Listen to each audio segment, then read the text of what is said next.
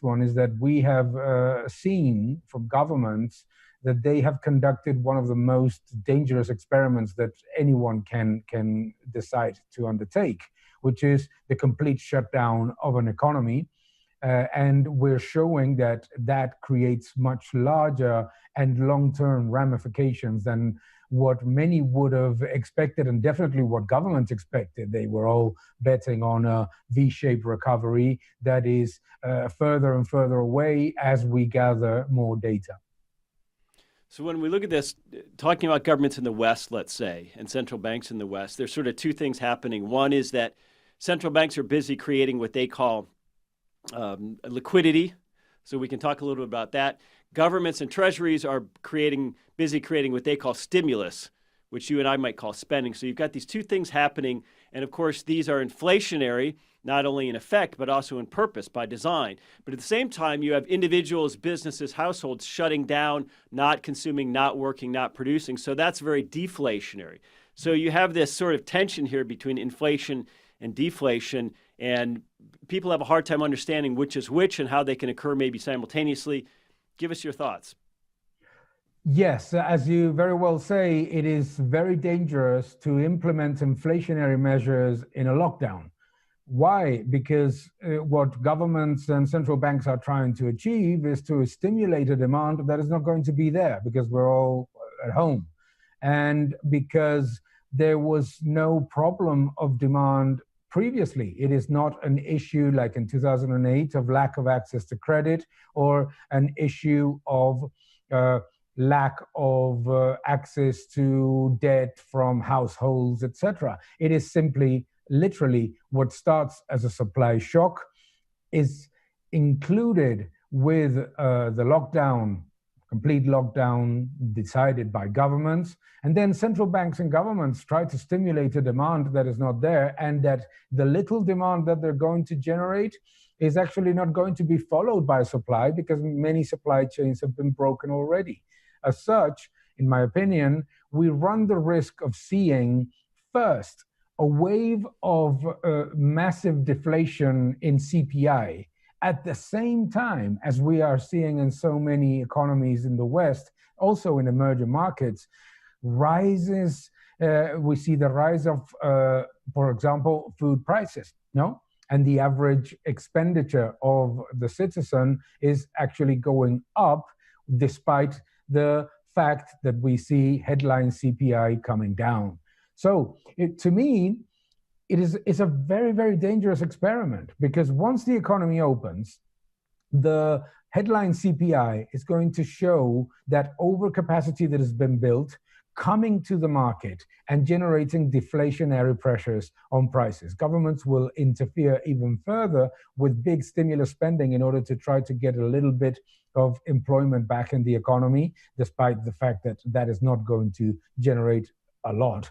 And central banks will continue to inject liquidity, which will be hugely inflationary on asset prices. It's already hugely inflationary on sovereign bonds. And then what it can create is the opposite effect, that the economy stalls into stagnation while inflation starts to creep up. Commodities start to go back up, food prices go back up, and central banks continue to, unfortunately, stimulate the economy the wrong way. Because if what you're trying to achieve is inflation, you are going to get it. The problem is when and how, and that is the to me the biggest challenge. But why this mania against deflation? You know, when times are good, as they have been at least ostensibly on paper for the last 5 to 7 years, central banks and central governments try to stimulate demand. Demand. Now that things go south, they try to stimulate demand just more. In other words, it seems like they've just got one policy. Well, I always say to my students that this is like governments and central banks driving a Lamborghini, which is the modern economy, with the instructions of a Ford T. That's what they're trying to do. They're trying to generate inflation that would reduce their debts, but the inflation that they're generating does not reduce their debts because most of the liquidity is going to massive deficit financing. And by incentivizing current spending and incentivizing overcapacity, you don't get the kind of inflation that, as a government, you would like in order to reduce debt in nominal terms. So to me, the big challenge here is not just the desire to create inflation, but the obsession against disinflation. I always ask people, who in the audience, who of anyone that is watching us right now has ever gone to a service station and said, I cannot tolerate this, gas prices are down? Who has ever gone to a supermarket saying, this is unbelievable, food prices are down? Nobody. The consumer has never felt any negative effect from disinflation. Yet, the average consumer and the average worker does suffer a lot from government-led inflation. Why? Because the formula that we create inflation and wages will increase with it is completely ludicrous. Real wages don't go up with the inflation that governments create, and therefore the worst off out of the inflationary measures created by governments and central banks are actually the alleged ones that will be helped by it, according to Keynesians, which are the salaries and the savings of the average citizen. That's why inequality becomes such an issue. Now, I'd like to point something out. If prices are falling, let's say consumer prices are falling in a deflationary environment, but they're not falling as much or as quickly as they would absent central bank intervention or government spending. I mean, doesn't that make a point that Austrians have made, that in fact, deflation is a good thing when it comes to prices, and that even if consumer prices aren't rising, they might not be falling as much as they ought to be? Completely. Absolutely. I think that is a critical point, is that the reason why the average consumer in the Eurozone in particular, but I would say also in the United States, is seeing a benefit out of this entire crazy monetary situation is the fact that prices are not rising as much as central banks and governments would want.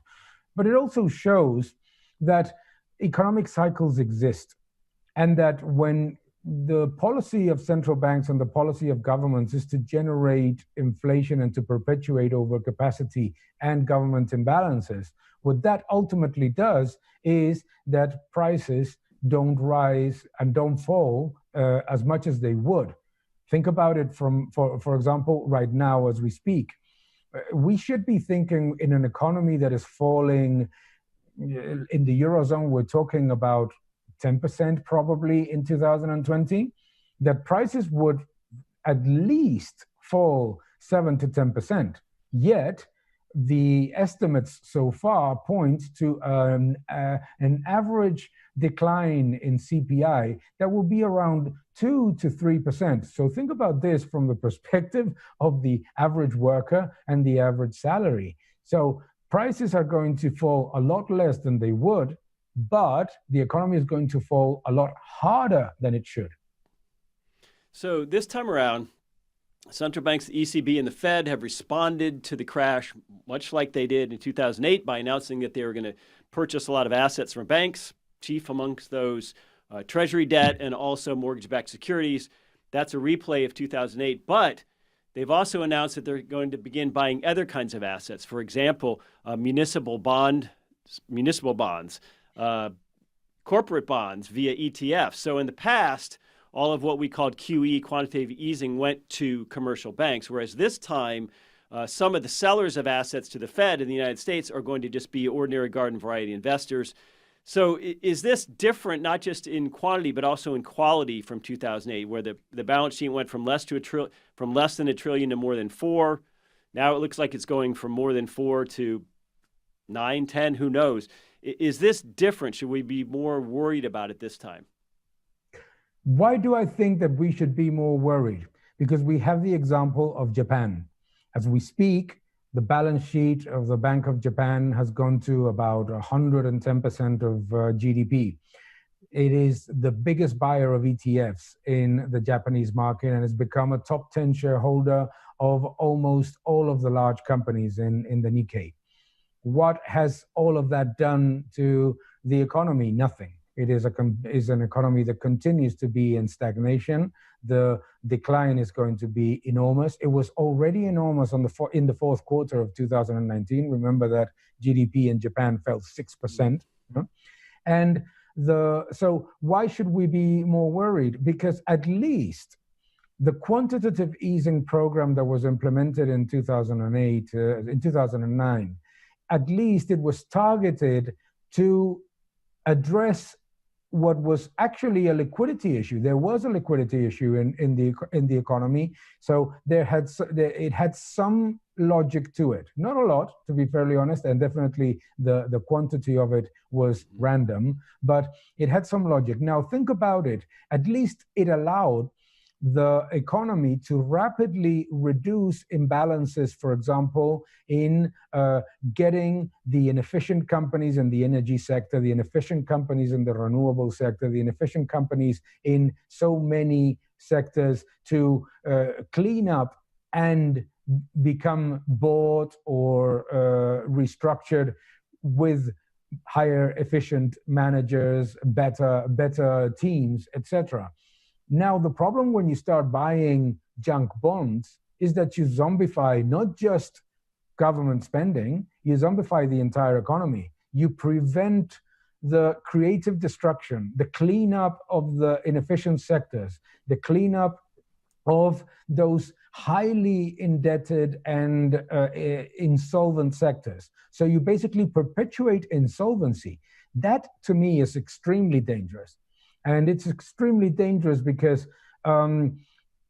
liquidity injections, when they're targeted at something that looks abnormal, for example, the central bank believes that it is not logical that the treasury yields are at 4 or 5%. Okay, fair enough. I understand that. You're basically becoming a hedge fund that is going to buy something that is relatively cheap, leverage it up and make a profit. And it actually generated some profit the first QE.